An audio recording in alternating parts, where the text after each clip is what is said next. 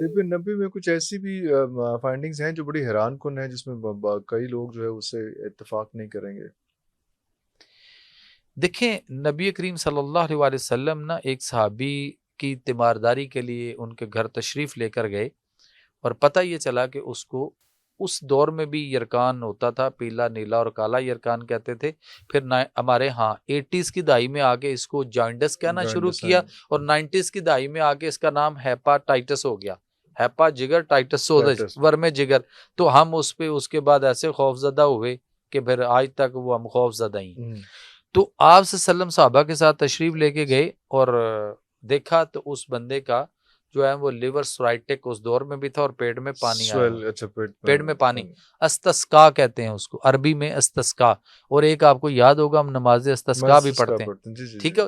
تو وہ استسقا کی بیماری تھی، طب نبوی کے اندر لکھا ہے. تو آپ صلی اللہ علیہ وسلم نے فرمایا کہ انہوں نے غذا کے بارے میں کچھ چیزیں بتائیں، اور اس کے ساتھ پھر انہوں نے فرمایا کہ اس کو حارث بن کلدہ کے پاس لے جاؤ. حارث بن کلدہ اس وقت مسلمان نہیں ہوئے تھے. طائف کے اندر ایک طبیب تھے اور حاذق طبیب تھے. حاذق طبیب ہوتا ہے جو سائنٹسٹ ہوتا ہو، اچھا، اس قسم کا، وہ عام حکیم طبیب نہیں ہوتا، سائنٹسٹ قسم کا.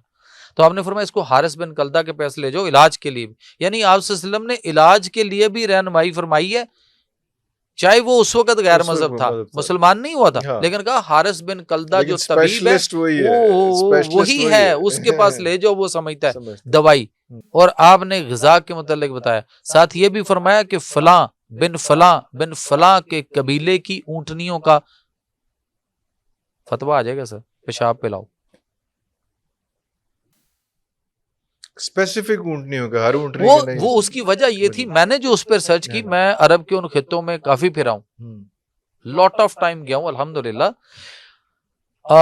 وہاں پہ اس قبیلے کے بارے میں جو ریسرچ ہوئی نا، وہ یہ تھی کہ وہ قبیلہ جو تھا وہ جہاں آباد تھا وہ پیورلی جڑی بوٹیاں چرتی تھیں، وہ اونٹنیاں کس علاقے میں تھیں.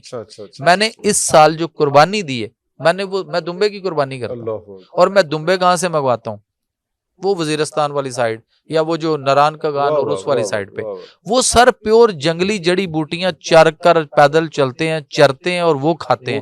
وہ ہماری کھادوں والے پٹھے، فارمی نہیں لیتے، کھادوں والے پٹھے نہیں لیتے، وہ ہمارے کھادوں والی زمین کے جو ہے اس کو، جس کو ہم نے زمین کو بھی اسٹیرائڈ کر چھوڑا ہوا ہے، اس کے اوپر اگنے والا گھاس نہیں کھاتے، وہ جڑی بوٹیاں کھاتے ہیں وہاں کی، نیچرل جو ہے، نیچرل.